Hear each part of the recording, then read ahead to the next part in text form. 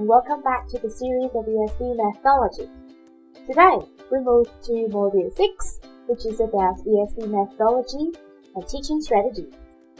In this module, 4 main contents are covered, including 1. ESP methodology as a communicative approach, 2. Some attributes of ESP methodology, 3. ESP teaching objectives, and 4. ESP teaching strategies. Let's begin. According to Jones and Dudley Evans, 1991, ESP requires methodologies that are specialized or even unique. In other words, ESP class is taught collaboratively by a language teacher and a subject area lecturer. Therefore, requires considerably different approaches to those found in general English classes.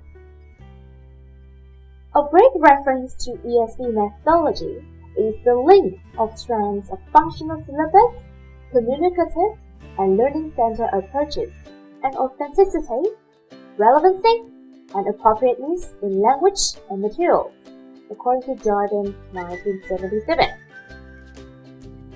Although the communicative approach, with its eclectic nature, can be effective, the situation for both general English and ESP requires an effective eclectic approach rather than adherence to a specific teaching method.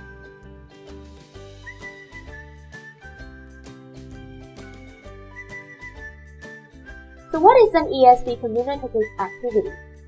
West and Stephen, 2002, describe communicative activities as activities that 1.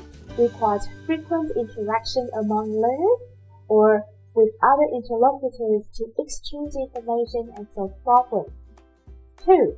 Use authentic text and communication activities linked to real-world context, often emphasizing links across written and spoken modes and channels. And 3. Utilize the learner-centered approach in that they take into account learners' background, learning needs, and goals, and generally allow learners some creativity and role in instructional decisions. Richard and Noonan, 1990, proposed 6 characteristics of a communicative activity to be used to evaluate the selection of classroom activities. Number 1. A communicative purpose. The activity must involve learners in performing a real communicative purpose rather than just practicing language for its own sake. In order for this to occur, there must be some kinds of gap that the learners seek to breach when they are communicating. Number 2. A desire to communicate. The activity must create a desire to communicate in the learners. That is, even though speaking is forced on learners, they must feel a real need to communicate. Number 3. A focus on language content, not language form.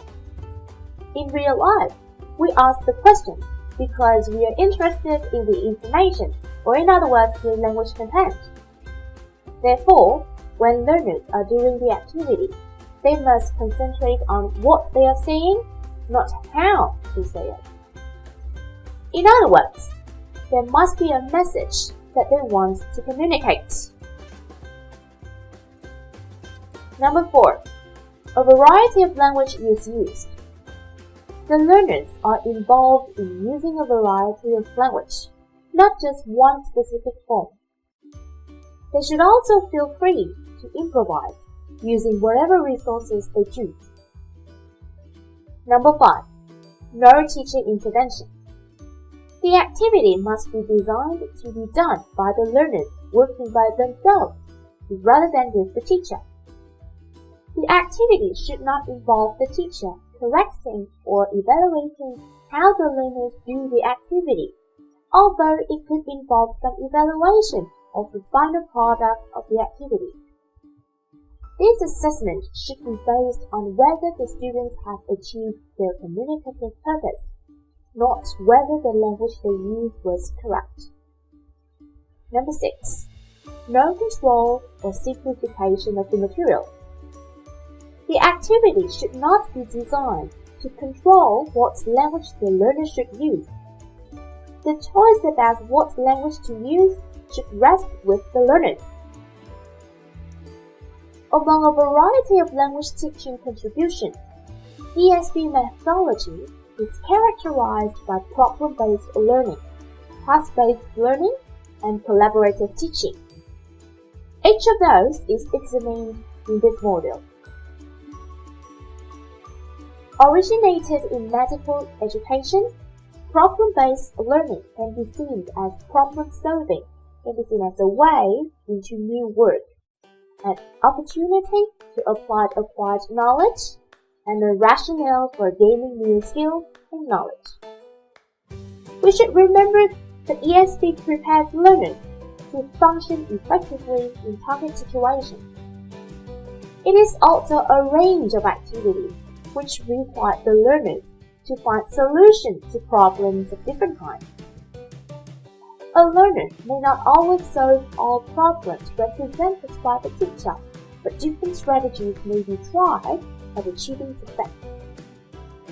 What learners do need is knowledge of strategy and processes which can be used to try and solve problems. This is why we say that ESB is the learning-centered and process-oriented. Briefly speaking, problem solving is defined as an approach that challenges students to learn through engagement in a real problem. It aims at developing both problem-solving strategies and disciplinary knowledge bases and skills. Let's watch the following video to get the main features of problem-based learning.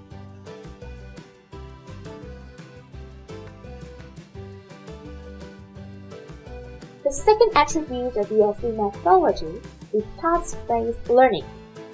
According to Unit 2006, this is a piece of classroom work that involves learners in comprehending, manipulating, producing, or interacting in the target language, while their attention is focused on mobilizing the grammatical knowledge in order to express meaning.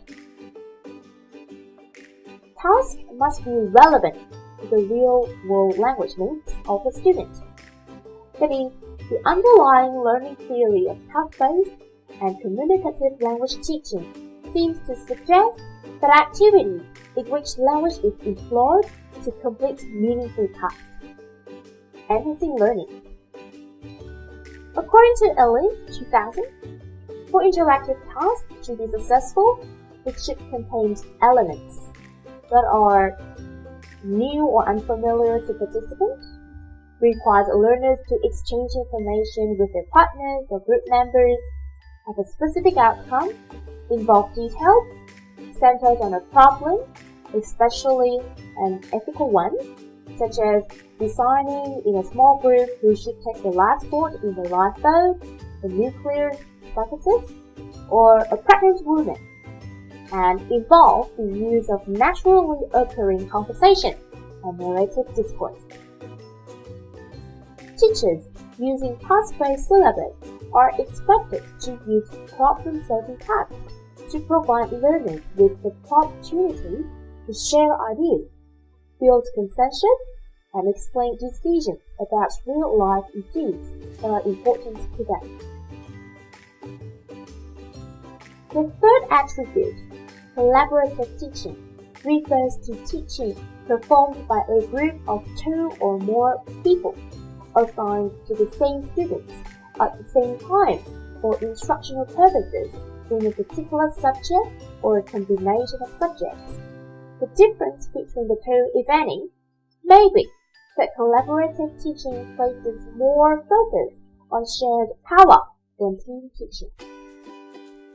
Then ESB teachers need to view the content lectures concerned about students' ability to communicate effectively in English in their academic and professional work, and they also need to be open to their suggestions.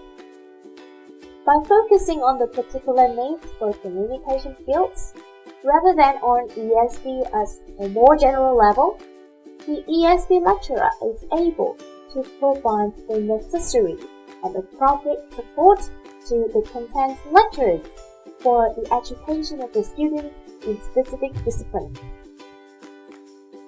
Brennan and Barneson, 1998, while explaining the job of the ESP lecturer in collaborative teaching, states that the ESP lecturer generally has a good knowledge and command of how language is used in different situations and may well have experience in various academic or professional fields, but is not an expert in students' field in such a way as the content teacher.